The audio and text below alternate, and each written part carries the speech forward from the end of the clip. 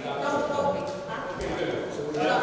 I'm going to call to order the meeting for the Raleigh Planning Board for tonight, December 5th, here in the Town Hall, second floor meeting room. Tonight we have 4 items on the agenda, each of them dealing with zoning. I will call them each as the time for the scheduled meeting comes about. But I will tell you generally that in each instance we're going to continue it, so there's not going to be any deliberation season on any of these matters. It's going to be adjourned. I'm sorry, we're not going to, several of them, we'll see. We're going to adjourn the meeting. I'll tell you what, when we go into the first item, I'll show you how we're going to handle the rest of the evening, okay? The first item is continued from the November 14th meeting to amend the zone map, to change the zone designation of properties along the east and west side of Route 1 Newburyport from 442 to 624 Newburyport Turnpike, and the property at 293 to 325 Weathersfield Street with Weathersfield Street from the outlying zone district to the business light industrial zone district. This item, something that the Board of Selectmen asked us to look into, something we proposed at the last meeting, but based on some recent decision by the Board of Selectmen to not hold the January special meeting for the town. As a result, this gives us more time to consider this issue. And as a result, we're going to adjourn this meeting, and in the spring, we'll take it up again, give everyone proper notice, as we did this time. We're also planning on trying to get a little more information out there next time around, and you'll see some information as it comes about. We're trying to do a little more of an informational session on all these zoning issues that we're proposing before we have this public meeting, and then eventually it'll conclude with the town meeting. But again, the item that was on tonight for the zoning amendment for Newburyport Turnpike, we're going to adjourn that. Yeah. I think we just get a motion from somebody to do. I think we have to. We have to close the public hearing. Okay, close the public hearing and motion to close the public hearing. Second? Second. So, motion by Troy, John, second motion, all in favor? Aye. Okay.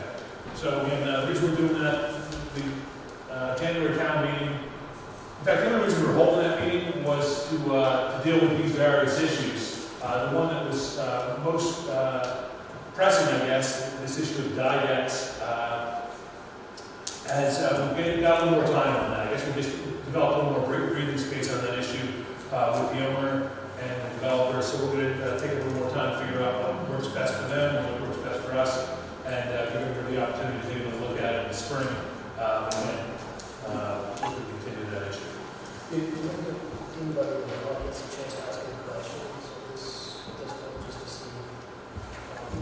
Sure. I mean, at this point, we closed the hearing on Newburyport Turnpike. We don't have any general questions, particularly about tonight's meeting, why we're continuing, and this process. Now's a good time to ask it, because at this point, we've got 10 minutes between each of these various meetings, and we're just going to wait it out, call once the time comes up, and then we'll close it as appropriate. Ready? Do you have any questions generally about this? I'd just like to make just one comment that you have a very short time frame after the first of the year, because we have to get the warrant published and printed For the spring meeting. So that has to be in March. Okay, so we need the warrant items prepared by March, which means we really do need to have this year. You need to have your public hearing. You're going to have more information produced and your public hearings again. Okay. Because and the absolute dates you can get from Debbie downstairs, but there is a time frame of when they open the warrant, when they close the warrant, everything that has to be done, and then it has to go to the printers, and it has to get to everybody in town, I believe, correct me if I'm wrong, 10 days? No, I think it's a little longer. A little 2 weeks then, before town meeting. Okay, great. Yeah. So you can talk to her, and she'll give you the calendar of where we are until we do the May meeting, and I believe I know because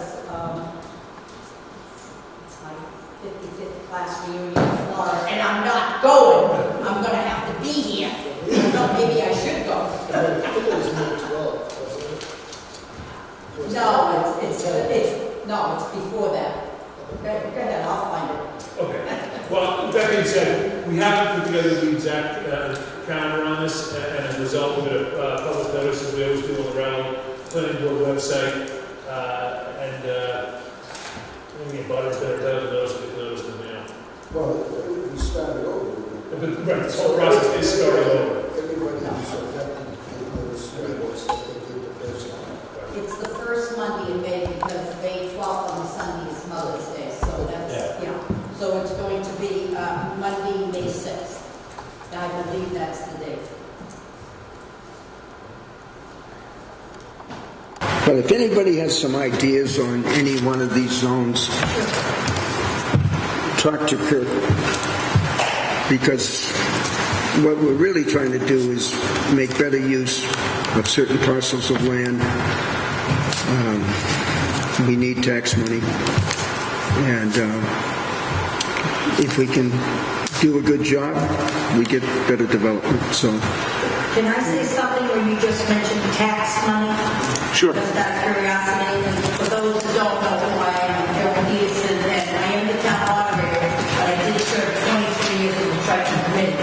If you remember at last year's town meeting with the schools, once town meeting was adjourned and everything was settled, there is still a 1 year left on the teacher's contract, and it was brought up a figure of $1 million. Okay, that's before anything else. They don't even know what none of us, not even the town, knows what the increase is going to be on the medical costs for the town employees. But also, with the loss of Dynex, we lost $90,000 in tax revenue. Not Dynex, but I'm sorry, Children Toys with the Peabody Museum took over. they're nonprofit. And he's right. I mean, people were screaming and yelling, I don't want to change Raleigh. I don't want Raleigh to go back to what it was 47 years ago when I moved here, but we need some tax dollars, and it would be the help of the businesses.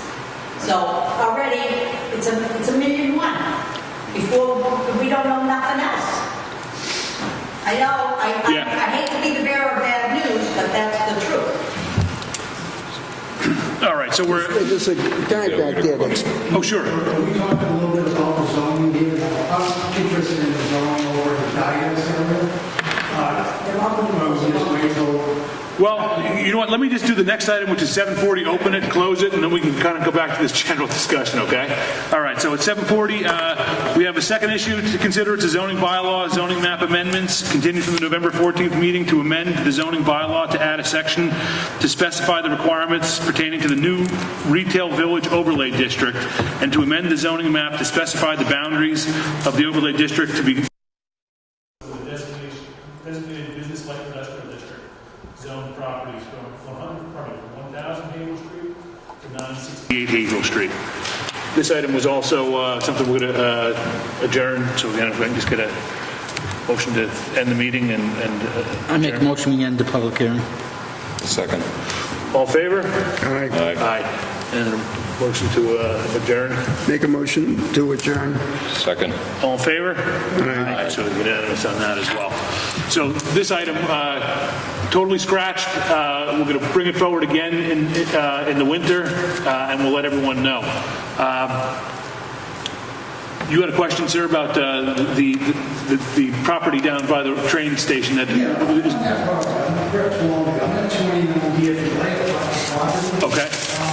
I'm concerned that the whole thing, when we talked about last time, is has the planning board looked at the property that is the same as 19 acres? What is actually buildable in that? I know the property well.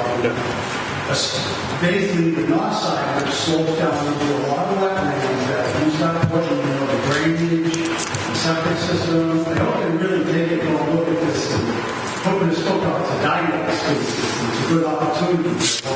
Dynex is probably not going to stay in Raleigh, so I don't know if we can get that. So I just hope this committee will take a good look at the whole scenario about this. We have looked at the wetlands and the topography, and along with the connection to the railroad, etc. And we will continue to do so in the process that is being roughly propose for the use of the land? You said last time, I think they walk with it. You live on Railroad Road? Yeah, I live right there. I think I want to walk with it. I'd love to. No, that's fine. And I mean, David's right. There is a process. What we're doing now is really just taking the map without looking at the property and agreeing to change the zoning district. Okay. Once a developer who owns property in that district comes forward with a plan, we require them to do their own engineering, and then we have our own consulting engineer to do peer review over every single thing they produce. We look at it a second time from the perspective of the town to make sure that they are in fact in compliance. So it's a good question because we're talking generally about the process and not about that specific project. In every instance, we do peer review studies. I is it worth going after it? Let the guidance do what they want to do with it. To look at this property I think it probably is. I've been in there a little bit, and I've been through the Dydex building. So there's two parts to this, you know. But I'll give you my card, and we'll take a walk through. Well, it's private property. You're going to need to get permission. You can't just go on private property, even if this is a rezoning. But you would have to be under an application to actually have Okay. Yeah. But then also, anybody that's come to these meetings on any of the developments, I've been here for about a year and a half, over 2 developments literally across the street from me on Newbury Road, and they do site visits. I've walked the site visits with them also, but there is a caveat to the Dydex that if we don't accept it, they have to tear it down. Am I right? From when it became paid for Raleigh printing. Well, they can go to the Board of Appeals. Okay, but I just, you know. As it sits today, they can't currently run their commercial enterprise and develop the land. One has to give. And this zoning would allow them to make a gift of the existing commercial building for municipal use if we lift the restrictions on the 20 acres to the rear, which would allow them to do further residential development. And if that doesn't happen, and they take the building down, and they can come back and do another proposal Right. on housing. There's no variance to the 10,000 square feet.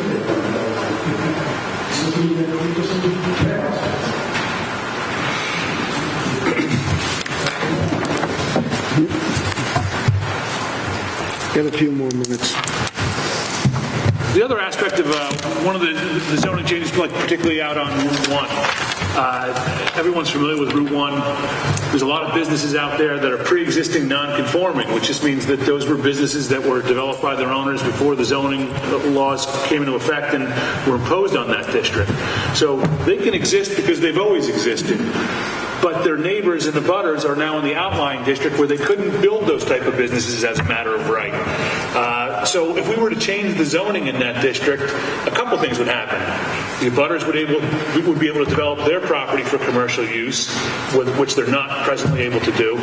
And if any one of those existing businesses were to change its use, it would come back before the board to give us the opportunity to actually impose some of the regulatory restrictions that we do as a zoning board. So some of the businesses that seem like they operate without any rules, well, in fact, they don't. They exist because that's how they exist. That's how they existed before the zoning. This would put them under our purview if they were to change that view. So it would be good from that perspective as well. I think people would be very interested to know that once they got to the light of the Agawam Diner on Route 1 and went north, what existed 45 years ago on Route 1 north to Weathersfield Street. You've heard. And it wasn't your market basket. There was a Bruin that was something up there. DJ. I'm sorry?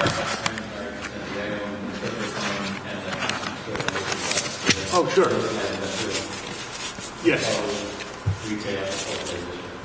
So my question is, in that new district, can both zoning regulations apply? In other words, the business light industrial, which it is now, continues to govern unless somebody applies for a retail operation, in which case they go before the boards and whatever. And if it's approved, that becomes a retail operation in the business light industrial district. That's correct. This is really an overlay. So if you opt to go that retail village direction, a developer would have the right to go that direction. If not, he's left with the zoning that currently exists in that district, business light industrial. So those uses all would continue to be an option, as would this new overlay. The overlay brings along with it a design review process too, like we do on the OSRD, which is a residential. So, Kirk knows this, and he said, well, maybe I'm not going to, but I am interested in the car that becomes Oh, okay. becomes an option. I mean, that's absolutely, I've said this to other people that are affected by it too. If your property is directly affected, tell us what you want. We're not going to impose things on people that don't want. That's why we hold these public hearings. Yeah. I was going to present that to the board. Right. That's good to know, though. And one of the meetings that they had on this, the talk was I don't want to say similar to Linfield marketplace, but that type of businesses and then living around there. I think it's what they're doing too at the Hilltop, right? The old Hilltop property. That's Sort of a mixed-use residential retail.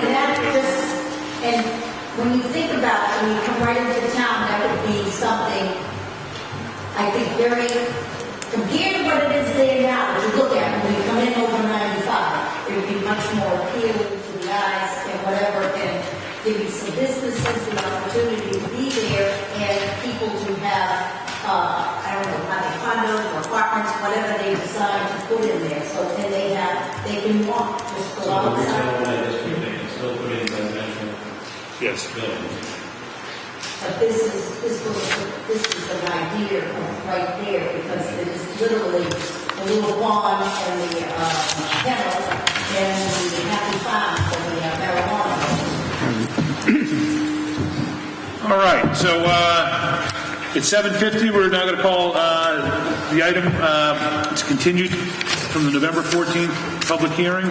It's proposed amendment to the zoning map to change the zoning of a portion of the Bruce E. Ashley property located off of Kathleen Circle, identified by Assessor's Map 7, Lot 17, from the outlying zoning district to the business light industrial zoning district. This item, unlike the other three items that we're discussing tonight, we've been asked by the proponent to continue this to the next regular meeting of the planning board, December 12th, December 12th. next Wednesday. So we're willing to accommodate that request, and again, I need a motion to continue. I make a motion we continue to December 12th to the time to be determined. Second that. Yeah, we'll determine a time. Okay. Yeah. So we have a motion and a second by Troy. Troy, this is it. All in favor? Aye. So this issue not going away. It is something that we're going to have a final hearing. Well, not a final hearing on, but a further hearing on at the next public meeting, which is December 12th. So anyone that's here for that, please come back for the December 12th hearing. The timing is such that we can close this discussion, this public hearing, and so long as it goes to vote within 6 months at the town meeting, then we've met our timing. So in this instance, the time is going to work out. So again, as long as we have a town meeting within 6 months of closing the public hearing, then we could potentially have this determination at the town meeting in May. So we'll see you on December 12th if you're here for So that. you have to be careful when you close the public hearing. I guess we do, but I think we considered, if we close it at the December 12th hearing, we should still be all right to get. I think so, because You if just it's said on the May 6th, then it should be right within. So we're just under 6 months. Yeah, and we can we can be confirm fine. that date and just make sure. I was just going to say, check with Debbie, but that Yeah. should be the date. Okay. So we'll make sure before the 12th, and then if not, we can take, What we could do is continue the hearing one more. to the Jan. Meeting to Townwide or district-wide elections will be that following, so if Mother's Day is the 12th or the 13th, the 14th, on that Tuesday would be the town, May 14th would be the town elections. Okay. Because they're always the second Tuesday in May. Okay.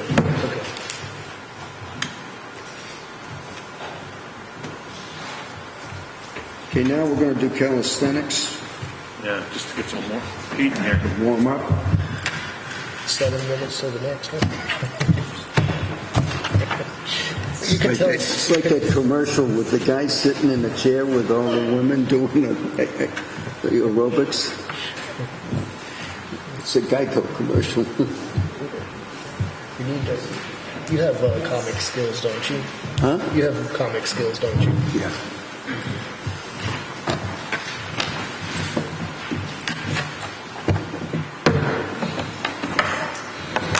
Longest 7 minutes of the day. Barney's smiling back there. I think I heard, and sort of I don't want to speak for you, but I think I heard something a little different. I think what he was questioning the process is perhaps the feasibility of the bylaw change for that transit area. What the process is, if there's a feasibility study or further. How does the board decide that actually want to have zoning change? And how do you actually know that that particular proposed change is truly of the highest benefit for the town? I don't know you, but I understand you, so I'm not that help. That's sort of what I heard. I will say that in this particular case, there is just the, it just happens to be adjacent to the train station, and so in this particular case, it kind of aligns with other goals, other planning goals that are associated with our housing production plan, which has other further benefits, but because it's by the train station and adjacent to the train station, taking advantage of that abutting, that it's abutting, that you could actually do something, implement one of these transit-oriented design projects.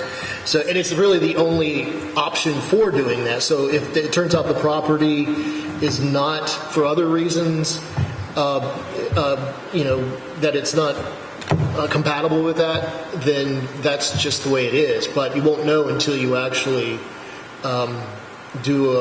create a situation, a zoning situation, where somebody would have the incentive to come in and do the study.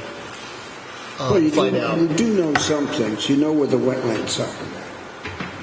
And the Didex people and their representatives have looked at where the wetlands are.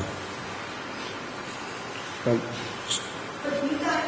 Somebody should maybe mention that study. I went to one of your meetings where, was it for Essex County, or was it just for? no, that's It was Merrimack Valley Regional Planners Association, yeah. Let them know that they went to every city and town, and to see what the housing needs were. Right. And they did, that was something we participated in the last couple of months, and they just looked at what available housing stocks are, what type of population we have, population trends, household sizes, multi-generational housing, tried to figure out what the housing needs for the next 20 or 30 years are going to be, and they made recommendations. And well, none of that is binding on the town. It nonetheless does give us an idea of what would make good sense for the town for sound planning to encourage. So to kind of get back to Ms. Berkowitz's question, we're just creating an overlay district. So right now it's outlying district. Whatever you can do in the outlying district today, you could do after this amendment were adopted, if it were in fact adopted. However, an owner would also have the option to propose something that's within the transit-oriented residential development district to meet those guidelines. And as far as feasibility, well, we're not so much worried about feasibility. It's really the developer that's got to determine if he's got a feasible plan here to make this work for him. We're going to say you can do this type of use here. And not to get too far into it, because we're starting to get into debate, deliberating the merits of the proposal. But what we're proposing is to say, in this new district, you can do certain high-density things if you give a nice benefit to the town. Well, as much as we say that generally, we know very specifically there's only one person that has the land and has something to offer, and that's Didex. And what they have to offer us is a very nice Class A office space with climate-controlled warehousing space, which I think the town sees as potentially that kind of high value benefit that the town would like to try to encourage.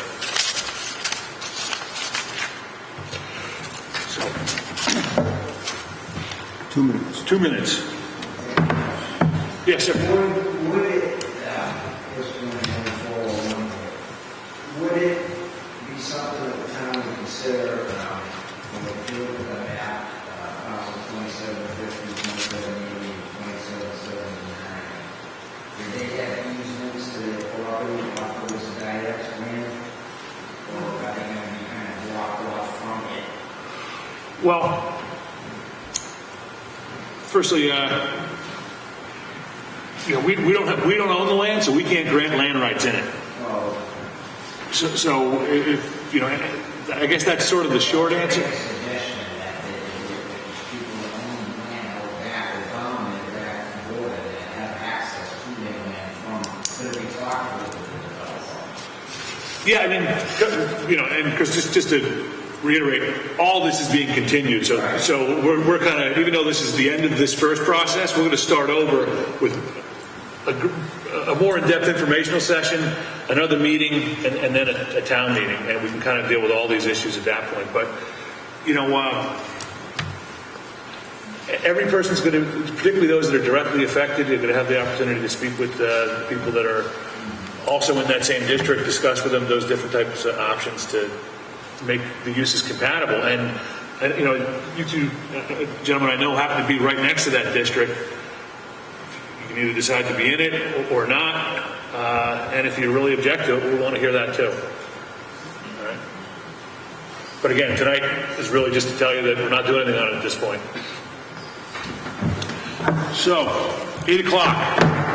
So the last item is a continued from the November 28th hearing to amend the zoning bylaw to add new provisions for a new rally station transit-oriented development RSTOD overlay district and the zoning map to establish the RSTOD overlay district boundary over parcels located at 395 Main Street, 393 Main Street, 397 Main Street, and 401 Main Street.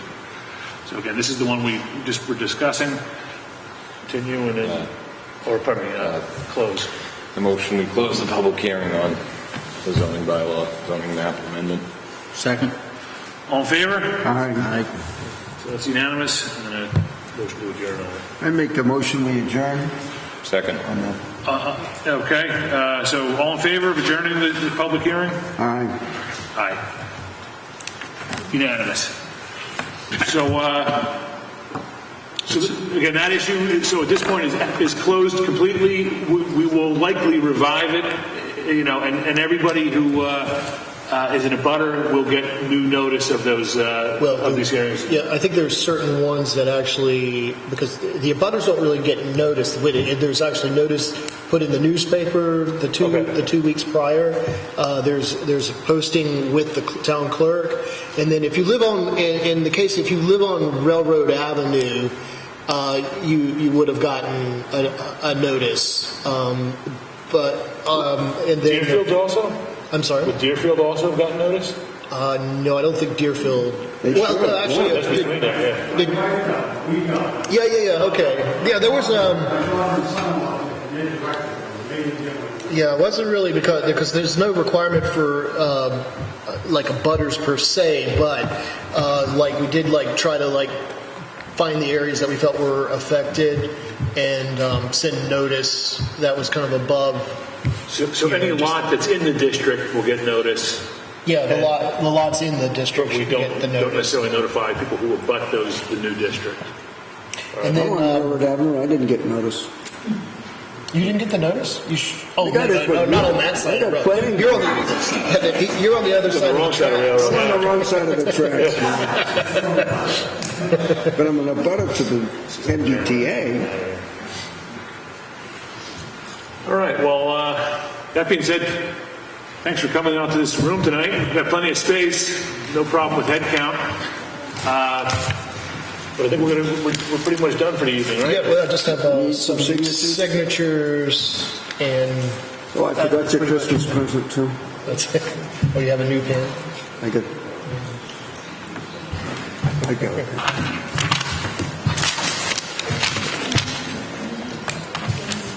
Yeah, I will say that just for everybody in this process, I'm sorry. Excuse me. I just want to let everybody know, prior to the public hearing, which we're looking at probably February for these public hearings to be redone, and probably towards the end of January, we're going to look to hold, the planning board is going to look to hold a workshop, a zoning initiatives workshop, where we cover all these things, all these specific issues, and these zoning proposals. Sure. And we can allow further input at that time and get more of a feel for what the property is. So keep an eye out. We'll put an ad in the newspaper, in the town common for that, and then also post. Yeah, we're going to be looking towards the end of January or so, maybe the 1st of February. Is that for all four of these issues, or just three in the Kathleen Circle issue? The Kathleen Circle one is on a separate track. So but what I'm talking about will apply to the other ones that were discontinued tonight. So the one for the Brucey Act property is not technically not continued. That's going to be a hearing as well. Yeah, that's going to be that's continued. That public hearing is continued to next Wednesday, December 12th, and it'll be in this room. And you probably, if you get the town common, you've probably seen that adding.